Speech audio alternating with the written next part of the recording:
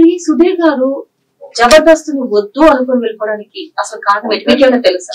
వద్దని ఏముండదమ్మా, ఇప్పుడు నేను చెప్తున్నా కదా, ఇక్కడ అంటే తనకి అవసరం ఉండొచ్చు, ఇక్కడికంటే కొంచెం పేమెంట్ ఎక్కువ ఉండొచ్చు, అంటే మనం నేను పెరుగుతుంటే కాకుండా నా అవసరాలు పెరుగుతూ ఉంటాయి. సో ఏమనిపిస్తుంది అంటే కొంచెం డబ్బు ఎక్కువ వస్తుంది కదా, కొంచెం వెళ్ళొచ్చు కదా అని వెళ్ళొచ్చు అంతే తప్ప మళ్ళీ అంటే బ్యాడ్ పోవటం కానీ మళ్ళీ మళ్ళీ అవసరం తిరుగుతాయి కానీ అంటే Sudheer is very good good good good person అనమాట. ఎంత మంచి వ్యక్తి అంటే ఇప్పటికీ అప్పుడు అన్న అన్న నిలబించేవాడు, ఇప్పటికి కూడా అంతే ప్రేమ ఉంటుంది. అన్నా పడనా స్మైల్, అన్నా పడనా ఎట్లున్నావు అన్నా అని హగ్గించుకొని పలకరించి మాట్లాడతారు. నిజంగా ఒక షూట్ లో ఎందులోనో నేను షూట్ చేస్తుంటే కింద పడిపోతే అసలు ఎంత వేలాడిపోయాడు.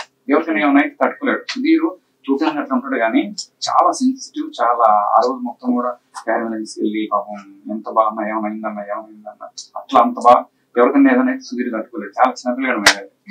అందుకే దేవుడు అంత మంచి ఇప్పించాడు దేవుడు. అందుకే సుధీర్ గానీ సీన్ గానీ రాంప్రసాద్ గానీ వీళ్ళందరూ ఎంత ఓన్ బ్రదర్స్ లా ఉంటారు, ఎంత బాగా చూసుకుంటారు అంత బాగా చూసుకుంటారు. వాళ్ళందరూ మంచి మెంటాలిటీ.